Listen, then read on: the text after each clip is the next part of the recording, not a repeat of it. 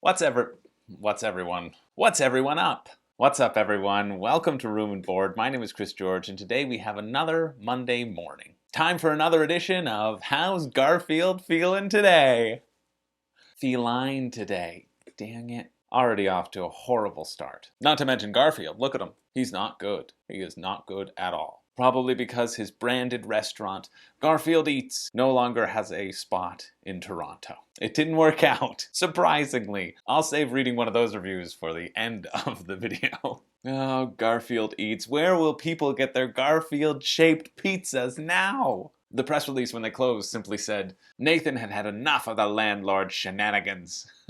The official press release of the closing of the store. And I think that might be a good way to end our Garfield segments once and for all. But certainly not our Garfield Pet Force segment. Oof, guess you're gonna have to tune in next week. That aside, I'm here, you're here. Let's talk about some games. Those that are leaving Kickstarter and GameFound this week. That's what we're here for. As always, shout out to my new patrons, Ted and Tony. You two are friggin' awesome. Thank you so much for supporting the channel. These videos take a silly amount of time, and while I could cut corners, Wendy is my role model, so I can't. And I don't, because I want to be a knowledgeable and somewhat entertaining resource for you all, and it is directly thanks to all my patrons that I can afford to spend all the time that I do, the hours that I do on these videos. So thank you really for jumping on board, and thank you to all of my patrons. Even just a couple of bucks a month, it really does mean the world to me and makes a huge difference. And I appreciate you all. I think it is important to keep on saying that. I don't take you for granted.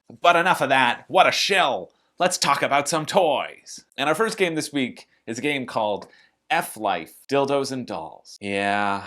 This is where we've come to. I mean, even I have limits. We're not covering this one. But it's funded, so that's the world we live in now.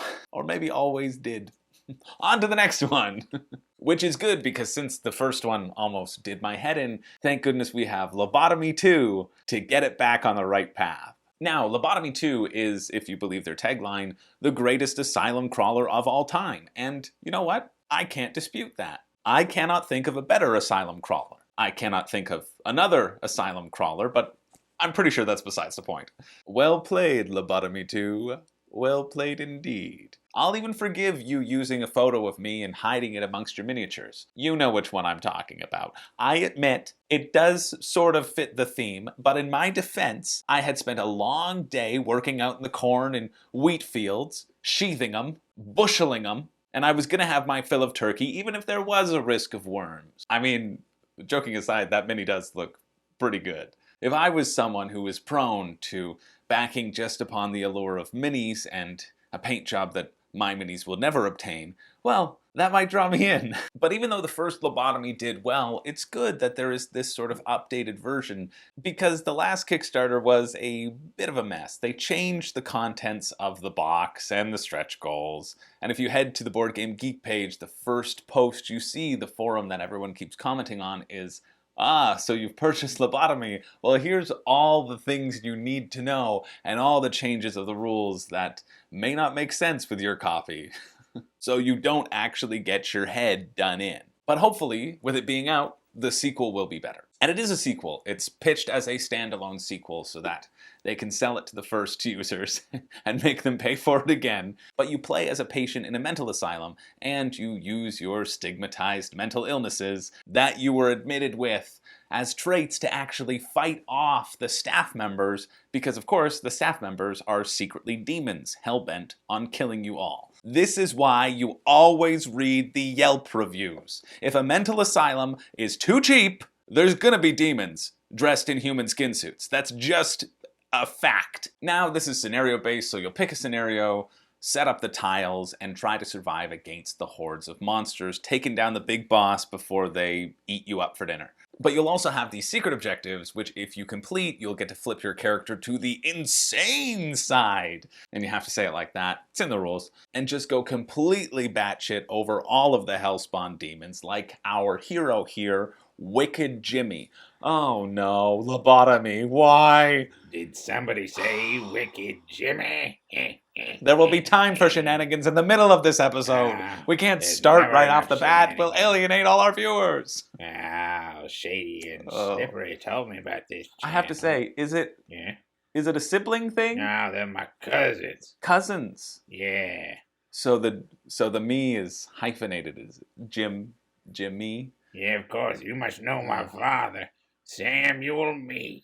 Married into the family. Wickedest one. Didn't know what he was in for. Sure. But this does look cool, at least from what I can see. I mean, the supposedly streamlined rules might feel a little bit more streamlined if they showcase them on the campaign page. But I like in their FAQ they describe a bit of the differences, like opening a door now just happens instead of you needing to roll for that check or whatever and then failing and not being able to do anything on your turn because you literally failed to open a door. This feels like a nice change. I mean, that previous version sounds horrible, so not a lofty goal to strive for, but at least we're failing upwards. Now it's €79 or $110 Canadian for the main pledge, and with the amount of minis that come with this game, albeit without sculpted bases, I'm starting to be a picky sucker for those sculpted bases, this does actually feel like a pretty nice price point. I mean, shipping to the US and Canada is bad. It's $30, and just wait for retail at that point. I'm likely going to take a pass on it because of that, and because I have quite a few other dungeon crawlers that I also don't get to the table. But all in all, production quality looks good. It's nice to see the revamp of rules, and you can always go and cross-check what everybody said about Lobotomy to see if you want to jump in now. So if you are interested, that finishes up this Wednesday, the 16th at 6:59 p.m. Also, and this gives it huge points, I don't know what the best character's name is. Is it Dorothy from The Wizard of Oz, aka Leona Tincrow, or what is clearly Elsa from Frozen, aka Lisa Let It Go? Both are great options. Now, next up we have a game called Legacy's Allure, and I have to say, unironically, this is the greatest Kickstarter video I think I have ever seen. This is unironic. This isn't liking it because it's bad. It is exceptional. Hi, it's Keith from Legacy Allure. Oh man, I am blown away by this perfect replication of a Slapchop infomercial. And what's more, I am so sucked in by it that I kind of want to buy this. And this was something that I had zero interest in based on the description. A customizable card-based war game. Everything I dislike in games. But this one addresses all of those fears. I just want to slow clap this video for the rest of this crowdfunding countdown. And so it's a wonderful campaign page, wonderful campaign video. It shows off the game really well without you needing to read the rulebook. This is the power of infomercials. All rational thought has escaped my brain, and I am finding it very hard to divest myself from this thing. But basically this is a war game, a head-to-head war game that takes place in 7 rounds. And if you're the attacker, the goal is to control the center of the board by the end of the 7th round, or if you're the defender, it's to make sure that the attacker doesn't. Each unit has a gold value. You draft your units that you're going to face off with your opponent against. You have 160 gold to draft them. They all do different things, have different strengths, and their keywords are quite smartly written on the back of the cards because you're never going to have to shuffle these cards, so the backs can just be used as player aids. And so you can move, attack, or use your unit's special abilities. Sometimes they'll have mana, sometimes they'll have shields. These are represented by little dice counters. And it's just this back and forth tactical decision with using the units that you have on the board. I mean, it even comes with a microfiber map, which means that this can come in a small package. And I actually think that this is brilliant in theory. I don't know how much it actually cuts down on cost, but it means you can have this in a smaller box because all of your characters are really just cards, and the board would be the thing that would take up the most space. And obviously the map has to be microfiber if you're tying it into this exquisite ShamWow bit. God, it's so well done. If the game is done half as well as this video, everyone is in for quite a treat.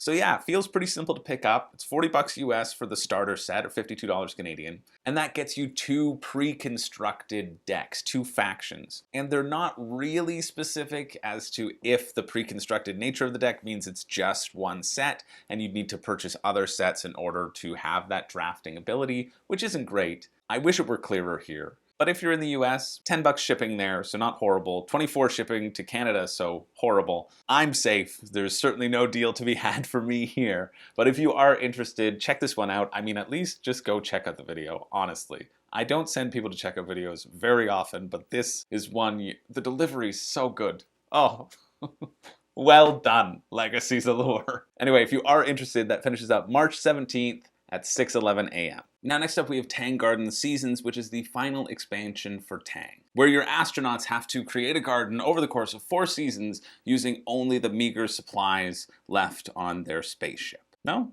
That's not what this is? Okay, fine. It's for Tang Garden. And it's actually 4 modules. Well, 6 modules, you know, because of the famous 6 seasons: spring, summer, autumn, winter, equinox, and solstice. And you'll pick one of these different scenarios and you'll add it to your Tang Garden game. And they'll all have different twists and different modes that you can play. And it seems like a nice touch. It feels like it is a nice addition to an already pretty respected series. It's in the top 1,000 of Board Game Geek. It's sitting around 730, the original Tang Garden. And I'm sure if you love Tang, and yes, the short form for this game is Tang, it's official, it's on their website. They say, please refer to our game as Tang. Anyone who calls it Tang Garden will be launched out of space back to Earth. Anyway, if you are a fan of Tang, you will know whether or not you need this additional variability if you find your game is already getting stale. If you don't own Tang Garden, well, you certainly do not need to get every expansion in existence just because this is the final expansion, and that makes you feel like, oh, there have already been 2 expansions out there? People must really love this game. I must be missing out on something amazing. Time to get everything without even reading the rulebook or knowing anything about the game at all. I'll take 2, please. And so if this is your first time hearing about Tang Garden, or you're hearing about it now and you actually want to know a little bit of how it's played, basically you're going to be laying these tiles down to create a picture that makes sense. Think Carcassonne tile laying game. But each time you match an edge to an already existing edge that matches with the picture, you get to move up on one of these different environment tracks. I connected water, I move up on water. I connected pathway, oh, I just get a coin. And coins are points at the end of the game. You also get points if you fully enclose a tile that has that environment on it. Or instead of placing tiles, you can place decorations, which are also determinant on the layout of the board, where you put your trees or your fish or your lotuses or whatever. And so you get to put this little decoration on the board, and then you keep the card for scoring purposes later. So that gets you points at the end of the game. You can also put characters on the board who need to have a line of sight to see the beautiful things that they want to see, and you'll want to make sure they're looking at the beautiful things and that you're obscuring the views of everybody else's characters, because only you get to enjoy the beauty of the garden.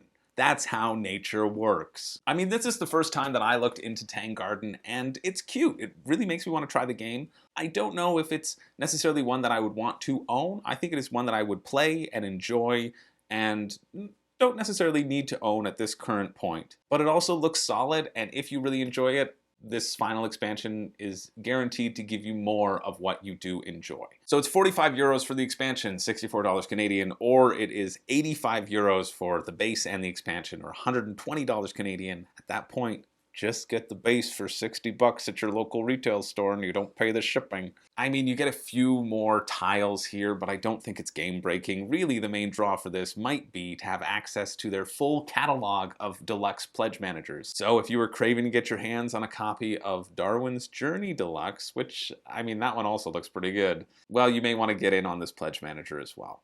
But if you are interested, that finishes Thursday, March 17th at 3 p.m. Moving along, back over to GameFound, we have Warpgate Beyond, which is an expansion to the game Warpgate. And Warpgate, it looks like a fun game. There are a lot of positives, which they list on the campaign page, and those positives do get me excited. It's quick, a 2-player game, can play in 45 minutes. Sam Healy says in his review that it plays in about an hour and a half, so that's probably at the 4-player count. There's not too much to do on your turn. You play a card and you resolve an action, that's it. And the goal of the game is to get victory points, as many games are. And you do this by completing secret objectives, which will relate to controlling different parts of the solar system, basically. But what I think is cool is you'll play a card and you'll get to do its ability, but the next card you play, you'll get to do a better version of that ability. And the fourth card that you play, you're going to get to do the best version of that ability. So it's timing out when to play your action cards, because the later you hold on to them, the more of that thing you get to do. And I think that sort of escalating rounds feels like a pretty fun idea. The combat side of things doesn't sound as interesting to me. You both draw 2 tactics cards and then you pick one, and it kind of feels a little bit random and a little bit like Cosmic Encounter battle systems, which I don't know. But you do get something for losing as well, so there are payoffs to each. All in all, it sounds pretty decent. But this expansion, you can get the expansion for 15 euros, or you can get the Warpgate and the expansion for 45 euros. And this expansion, what it adds to the game is a solo mode, which is great. People love solo modes. But it also, the only other thing I can see that it really does is it replaces every single card in the original Warpgate. It adds in a few more cards, but they say outright, yep, this expansion will replace every single card because we've rebalanced them and updated them. And this is just a better updated version with a few new cards thrown in. This isn't an expansion. This is a second edition, where if you are new to Warpgate like I am, they're still making you purchase the cards from the first edition just to purchase them with the expansion and then replace them with obviously better versions, or presumably better versions. But you still have to purchase that original game filled with cards that you're not gonna use. That is just, in a word, beyond. And that's too bad, because it is a reasonable price point for a game with an expansion, but it's just a second edition. Just call it a second edition and then have the expansion as an upgrade pack to previous users of the game. I just can't get behind how silly that seems to be. Maybe I've misinterpreted it, and maybe it's only balanced because they added in these new cards and so had to balance because of the new cards. So the original Warpgate is still fine. I mean, maybe that's the story. I hope it is. And it is solely because of these new cards that are just so good, they outbalance everything else, so everything else had to be tweaked because of it. That's what I hope. I don't know. I don't have to worry about it. It's 15 euros shipping or 22 euros shipping to Canada, which no thank you. But if you are interested, that finishes up Thursday, March 17th at 5:59 p.m. Now, next up, we have a game called Zombie Puppies, or more specifically, a zombie card game. And am I only covering this or mentioning it because I wanted to do the zombie air horn? Well, this might answer your question. I don't know why did it change? I mean, it's a take that card game for 20 euros or $29 Canadian. You play infections on your friends, kind of like when you played Tinder Roulette in the height of a pandemic, while also trying to heal yourself, kind of like every day. Just every day. That's all there is to say about that one. Let's move on. To our next game, which is a game called Way Too Many Cats. And yes, I admit it, I also only wanted to cover this one because of its name. How many cats? 8 out of 10 cats. No, that's not it. Way too many, oh, damn it. way too many cats. I mean, this one is a simple game, but there is a little bit more to it than its zombie puppies art might suggest. And this game attempts to answer the question, the age-old question, how many cats are too many cats? To which my response is just one cat. One cat named Artemis. Get out of here.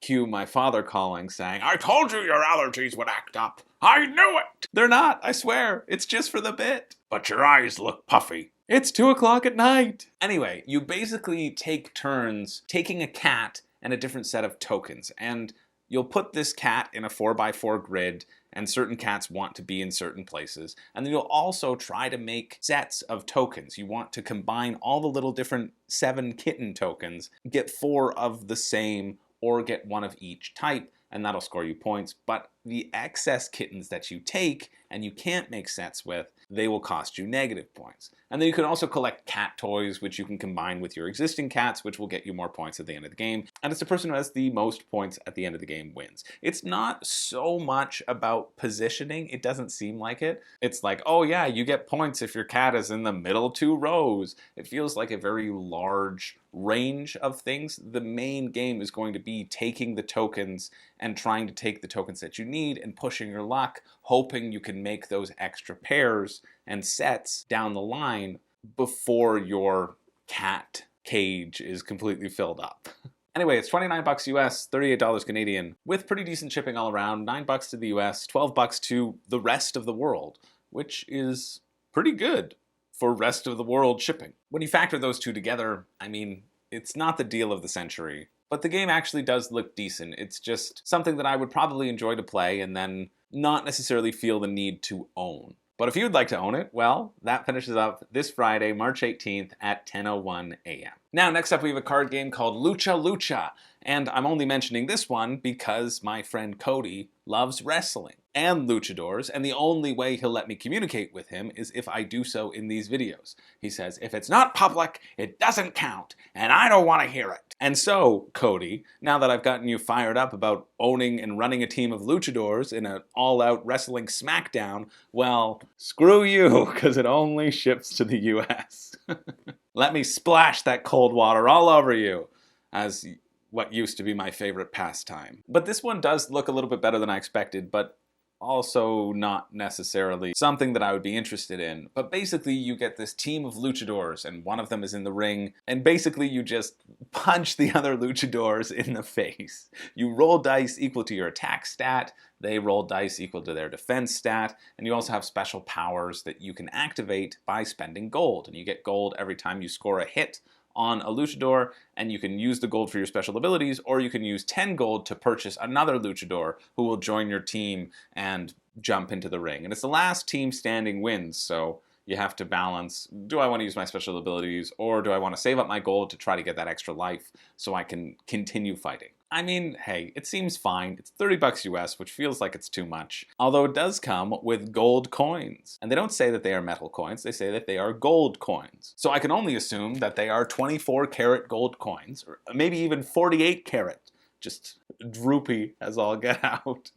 The higher the carats, the droopier the gold. The more moist they become. Just imagine how many carats Slippery Jim's swimsuit is made out of. It's higher than you think. On that note, it finishes this Friday at 1:19 p.m. And also, to be clear, the coins may not actually be metal. In the video, they show that they're metal. In the campaign breakdown, they just say gold coins, and there's a little picture of things that are not metal. And you'd never know because there's no updates, no comments, no shipping cost to the US, no FAQ, and no chance that I think any of us should really back it. We started off so well. Anyway, moving on. Next one, we have a game called Dogfight. And this one particularly interests me because Captain Sonar has always interested me. I've seen it played, I've never played it myself, and likely never will play it, since the world will never recover from COVID and I'll never be in a room with 8 people ever again. Dang it! I should have taken that opportunity last week! But anyway, this game, Dogfight, reminds me of Captain Sonar, but you only need 4 people. And it does that because it's played in teams of 2. And you're going to try to anticipate your partner's movements while indicating to them what you want to have happen so that you can target the opposing team's plane and also get your plane out of the way as you fly through the sky and try to gun each other down. The only problem is you are playing cards simultaneously and the other team can hear what you're saying. And I like a lot of this. I like that you can't see your partner's hands and your partner can't show you their cards. I like that the rounds are only 20 seconds, that you're desperately trying to communicate and saying, no, you need to, well, but they're gonna, okay, yeah. I think this has the potential to provide some frenetic fun. The cards are fairly basic. They usually come down to shoot at a specific location or move your plane to a different location, because there are 6 spots that each plane can go, one on the pilot's side and one on the gunner's side. I'm honestly surprised this isn't funding yet. The core concept of it seems fun, and it's only $34 Canadian because it's really just a couple of dashboards and a few decks of cards. Although that is the early bird funding, which there are only 17 left. I think when they get to their funding goal, that's when the early bird funding will officially stop and you'll have to pay $10 more to get the game, which doesn't feel great and never incentivizes people to purchase after the fact. I certainly would not. They got it for $10 cheaper? No, I'm out. No deal. Anyway, if you live in the US, this is a potential for you. Shipping's only $9. If you live anywhere else, well, forget about it because the shipping is bad. But if you are interested, that finishes up at 4:30 this Friday, March 18th. Now, next up, we have a classic, Munchkin Batman. And it's just what the name says. And if you haven't heard of Munchkin, I envy you. And the premise is that you want to kill monsters to get gold, and then to use that gold to level yourself up, starting from level 1 to get to level 10. The first person to get to level 10 wins the game. In this one, you're committing crimes instead of killing monsters, because Munchkin was a dungeon crawling theme. But every time you go up a level, your soon-to-be ex-friend will play a card that just makes you lose all of the progress that you just obtained. And then you do it to them. And you're going to keep on going back and forth, grinding out this game, throwing cards at each other until everybody's in a bad mood. You're all very mad that everyone keeps stopping you from doing anything, that you flip the table, the hyper-competitive person pushes you into some dirt and runs away, and you never speak to anyone at that table ever again. This is quite literally how every single game of Munchkin has gone for me. And I have played 430 games. That is 430 mouthfuls of dirt. And 430 tables flipped onto my whittled toes. I don't know. People love Munchkin. I do not. But hey, if you love Munchkin, well, here's a new version that Aunt Gladys hasn't ripped up half the cards because this elicits a rage in her that you never knew that sweet woman could possess. I think this is outrageous that this costs $50 US or $64 Canadian. That's more expensive than Wingspan. But I do like that this one comes with a board to track your level, so you can see where the level's at instead of writing it down on a piece of paper. So there's a bonus. Anyway, if you are interested, that finishes up at 5:02 on Friday, and may God have mercy on all of your souls. Moving along, next up we have a game called Ahau, Rulers of Yucatan. So if your friend purchased Yucatan earlier this year, well, this game is worth purchasing just so you can show up on game night. Have it hidden in your bag. And when your friend, when she pulls out Yucatan and says, "Oh, let's play this game," you can pull out yours and say, "Ahau! Yucatan! More like Yucatan. You can't tent here around here." I don't even have a good punchline. I know it starts with a how and the big reveal. And you know what? Maybe that's all you really need. And also, I wish I could tell you how to play, but I blacked out when the video told me that one of the leaders' names was Cacao. It's just fantastic. I just pictured him walking through the land, nameless, stumbling upon something that was soon to be coffee or chocolate, tasting it, and cacao! And thus, his name was given, Cacao. Anyway, I do like a lot of the stuff in here. I do not like that in the campaign breakdown, his name is no longer Cacao. Way to pull the rug out from under me. That's some shady marketing tactics right there. And it was just him trying out a new catchphrase, but already we've had such high highs and such low lows. Anyway, there are a few core principles here, one being that you're going to all secretly choose the region that you want to move into by placing one of your 6 cards face down, and then you use another one of your cards and place it face down, and that'll be the strength, the military might that you will bring into this region if there are ties. That's how movement works, which I think is pretty cool, but what I think is even cooler is how the board is structured. Because you have these regions that are outlined that your leader will enter, and then those regions touch adjacent cities, which other regions also touch. So you're still in competition for those cities. And then even still, when you place your worker in a city, they have a chance to harvest a resource, which will always be between 2 cities. So you're trying to balance out controlling different cities, controlling different regions, and fighting to get your hands on those precious resources as well. And just visually, when it clicks, it makes the board feel fuller than me after 7 cacao nibs, which I like a lot. The board, not the nibs, those are revolting. So you're going to play the game until one person has completed their pyramid or until you reach the end of your third Cthulhu celebration, not to be confused with your Cthulhu celebration. So you're going to have to balance controlling the regions, controlling the cities, which allow you to summon gods. And the more you summon that particular god, the more points you get on their track, depending on when you do it. Grabbing up resources before your opponents can, building buildings before your opponents can, while also using other god tokens to build parts of your pyramid. And if you have a god token in that pyramid, then you can do extra special stuff with that god because they know that you worship them. They know that you are a big old fan of the Panther God, and they'll give you a little bonus because of it. I mean, it looks solid. If you're in the UK, that's the best place for shipping. $12 to the UK, $19 to the USA, $26 to Canada, so this one isn't for me, especially because the base pledge is $65 US or $84 Canadian, or you can spend $80 US on the all-in, which if you do, make sure you like art prints because the only expansion that they're currently offering is only $12, so you're paying $3 more to get some art prints. Anyway, if you are interested, check that one out. Mechanically, it feels really nice. That finishes up Friday at 9 p.m. Now, next up, we have a game called Pilgrim, and move over, Lobotomy 2, because this might be the scariest description of them all, as you use a Mancala movement mechanism to distribute players' acolytes across 8 different actions. Now that's scary. Even scarier than their video. Greetings, Abbess. Greetings, Abbot. Ah, there it is.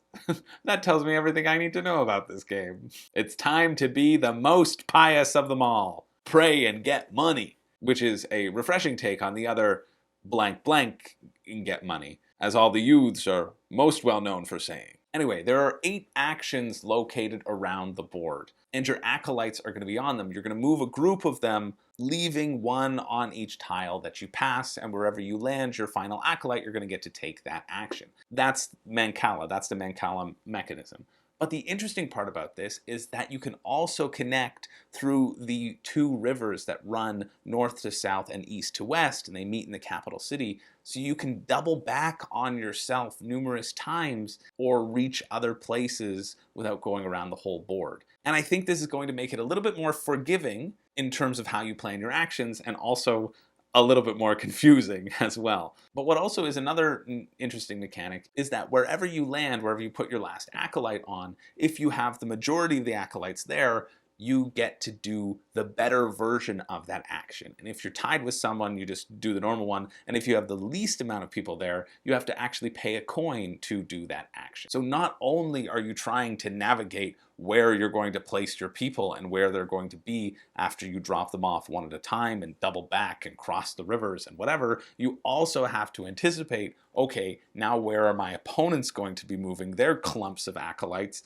and will that interfere with my plans 3 turns down the line? Even 3 turns, just thinking about it visually makes my brain feel like it should be the main character in Lobotomy 3. That sounds like my living nightmare. But if you like Mancala and those sorts of movements, then you're also going to be creating roads, very much like Carcassonne, and claiming ownership of those roads emanating from the city and going upon a pilgrimage and hitting various locations that also pop up around the map. Or getting to trade routes, all in the pursuit of points. I mean, it does look neat. It's not something that I would want to learn, and I think I would hate it. But I can appreciate the mechanics behind it. I also don't know if it is 65 euros or $108 Canadian neat, but if you're going to Essen, it's free pickup at Essen or 1.67 pounds to be delivered anywhere in the EU. So if that seems interesting to you, check it out. That finishes Sunday, March 20th at 8 p.m. Now, next up, we have a game called Twin Palms, and I actually just put out a review of this game on Friday, so if you missed that, feel free to check that out. It's a comprehensive review of what I think are the positives, the negatives. If you want the short version, though, and of course you do, because you're here, it's a trick-taking game with no trumps and no need to follow suit. You get dealt 10 cards, and you play these cards in pairs. And the goal of the game is to make your bid. You can bid, oh, I'm going to make no tricks. Or you can bid, I'm going to make all the tricks. And if you make your bid, you get points. And if you don't make your bid, well, you get less points. Now, and I meant to mention this in my review, the extreme version of the game, because there is a hierarchy of the suits, the palms are the best, the dolphins are second best, the sunglasses are the third best, so twin palms, hence the name of the game, those are the best cards that you can have. But because there is that hierarchy of suits, in the extreme version, the mixed pairs, which usually the suits in those pairs, it doesn't matter, it just matters if they're the same suit or if they're a different suit. In the extreme version, the hierarchy continues in those suits as well. And this is something that I thought, the extreme version, I am never going to want to play. That feels like it's going to be way too complicated to keep track of. And now that I've played it a few times, I immediately only want to play the extreme version. So I like that it's in there, and I forgot to mention that in the review. This one is $20 US, $5 shipping to the US. So I think if you live in the US, this one actually might be viable. I particularly enjoyed it, but I also enjoy trick-taking games. And I recognize that if you don't like trick-taking games, well, you're not going to like this one. And even some people who I expected to like this one didn't, and some people who I expected not to like it did. So I don't know what to tell you. If you think it looks cool, well then, hey, check it out. It's a $12 shipping to Canada, so that's a little bit much, I think, once you convert it. You're paying like $40 for this game, and you should never pay that much for just a small game. But if you do like trick-taking, check it out. There's also a lot of comparisons to poker on the campaign page, and this is not poker whatsoever. I don't understand that comparison, other than there is a hierarchy of things. But what version of poker do you play cards one at a time? You don't. Doesn't make any sense to me. A closer comparison to this would be something like President, or the other name that, well, YouTube would spank me like the bad little boy that I am if I were to say it on the air. It's trick-taking game. Don't think, oh, I like poker, I'll probably like this. No, it's trick-taking. That's it. Anyway, if you are interested in that one, that finishes up next Tuesday at 12 a.m., aka Monday night. And finally, our last game of the week is The Lost Code. And this is a relaunch from August 2021. Clearly, they didn't make it to the final week because I didn't cover it. Would you look at that? Just another reason to make this show your go-to Kickstarter coverage. Because I've saved you all of those sleepless nights wondering when will it return. I saved you all of those tears you would have cried when the funding was canceled. And now it can erupt from the earth like a brand new jewel that you never knew you wanted. I mean, it's just a simple deduction game. You have 6 numbers in front of you. They're all different colors. They're numbered from 0 to 7. And you're trying to figure out what they are. So for the round, someone will roll 3 dice and 3 colors will emerge. And then you're each going to pick these wheels, these range wheels, and they'll give you a set of number ranges. And you have to set your dial so that your 3 numbers of that color, the sum of those 3 numbers, when you add them all up, they fall into whatever range is on your dial. And if you get it right, you get as many points as the dial says, but the more points the dial is worth, the lower the range and the more specific you have to get. So smaller ranges give you higher points, but they're harder to hit. You keep doing this for a number of turns and then make your final guesses. If you get all your numbers right, you're gonna get a bonus in points, and the person who has the most points wins. It's simple. I mean, I like deduction. I think I would like this. And it also feels like a good deal when you look at the price. $25 US, $32 Canadian. But always remember, when you factor in the shipping, which is $15, that brings it up to the $40 US or $52, $54 Canadian. And that's just too much for this. You should just go out and get a copy of Letter Jam, which is an awesome deduction where you're trying to figure out what letters you have instead of numbers. But it's a cooperative thing, so you're working together. I like word games and deduction, so I really enjoyed Letter Jam. It reminds me a bit of this, and Letter Jam already exists for cheaper. But this one definitely looks fun as well. That one finishes up next Tuesday, March 22nd at 6:59 p.m. And that's it. That's it for this week. Those are all the games finishing up. Well, there were a couple more, but one was just a self-help game trying to masquerade itself as a card game, and I couldn't think of anything funny to say about it. So every week I do a pick for me and a pick for you. The pick for me is the one that I am the most interested personally, and the pick for you is the one that I think might have the most mass appeal, or if you had to purchase a game this week, there was a madman with a gun to your head saying, pick a game, go buy one. Well, hopefully send me a message or something in code so that I can help you out. And also, I'll help you out with a choice, so don't worry about that. The masked gunman will be satisfied, I swear. But first, the pick for me. And this one's actually really tough. This is a tough week for me because I feel like there are a lot of games where they look good. I would be interested in trying them, but there's also something about them that doesn't necessarily pull me in as much as I would need to continue playing them.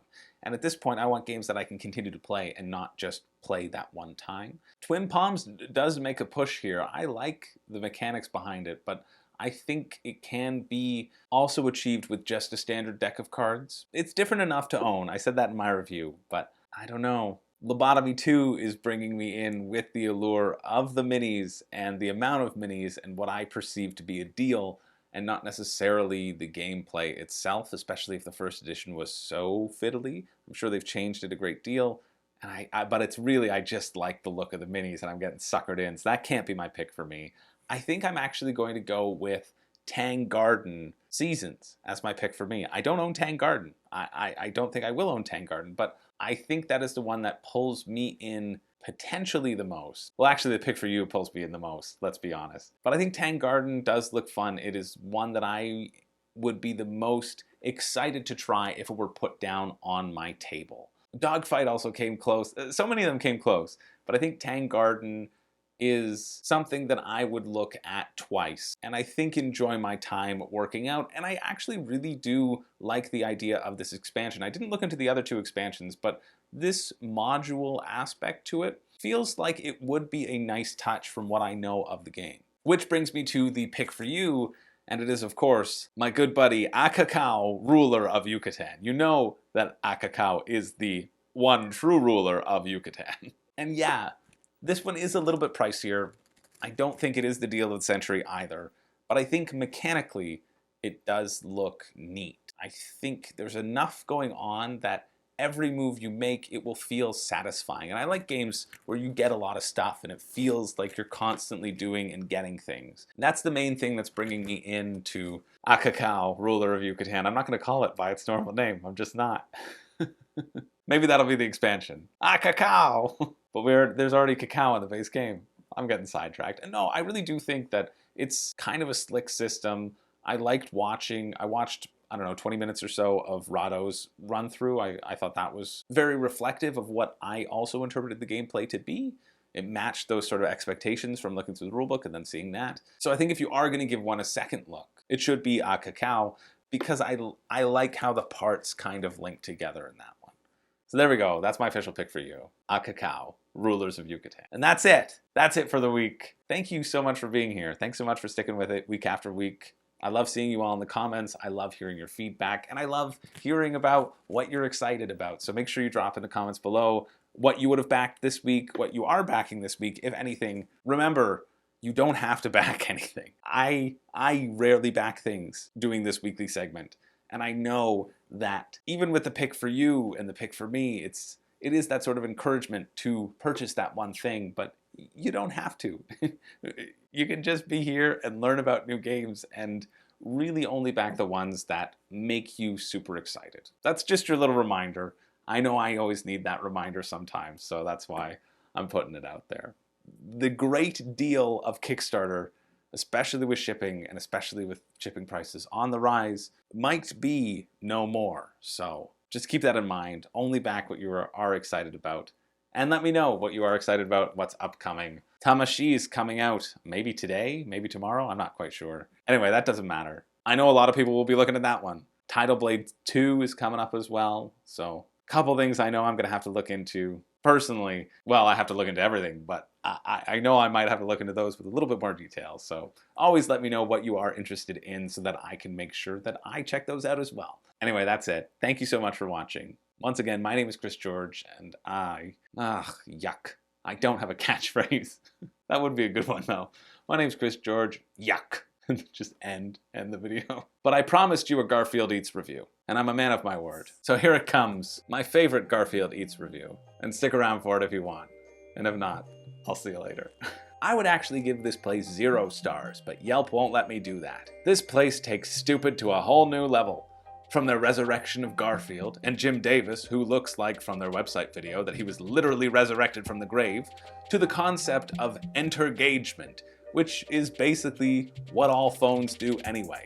We don't need your shittily designed app to show us Garfield cartoons. We don't need your help in finding ways to occupy our attention while we wait for the food that took almost an hour to make in a completely empty store. As in no customers before or after us. And as if your whole restaurant concept wasn't dumb enough, you actually spent time coming up with ways for customers to reuse their food containers. Because what I need is a whole bunch of shitty Garfield branded paper containers holding things like pencils and Kleenex. Speaking of which, you think that I'm going to take my spaghetti container and reuse it as a tissue box? As if it wasn't A, dirty with spaghetti detritus, and B, wasteful because tissue already comes in a box. Did nobody think this through? Who the hell is going to pull the tissue out of a box to put it in your Garfield box? I won't even bring up using my smoothie cup as a pencil holder. People don't want stupid ways to reuse your containers. They want to know that their containers are recyclable or compostable. How dumb are you? Now to the food. I will confess, I ventured to your restaurant as a joke, but a small piece of my brain thought perhaps the food is good. How could someone bank on such a stupid restaurant concept if they were not confident in the taste and quality of their food? Well, we quickly found out that not only is your restaurant dumb, but the food is pretty vile. The pizza tastes exactly like McDonald's pizza. Well, that's not too bad. Back in the day when McDonald's attempted pizza, at least they didn't claim farm to table. The lasagna is worse than frozen, and the spaghetti is just completely inedible. Then we had your dessert, which you advertise as making a healthy sweet day powered with antioxidants, but basically tastes like recycled Easter bunnies from the discount bin at Walmart. The only thing that wasn't totally disgusting was one of your Garfuccinos, which I could just make myself by getting a real cappuccino and dumping a bunch of chocolate syrup in it. And the worst part is that this disgusting meal cost me $50, and I only paid for half of it. $18.99 for a piece of vile lasagna. Are you totally insane? I'm going to guess that you are, because you opened a Garfield restaurant. This is the sort of thing that we're missing out on now that GarfieldEATS has shut down in Toronto. I mean, it shut down a long time ago. This isn't news to Torontonians, but it might be news to you. Oh, the amount of joy that GarfieldEATS brought to this city. You will be missed.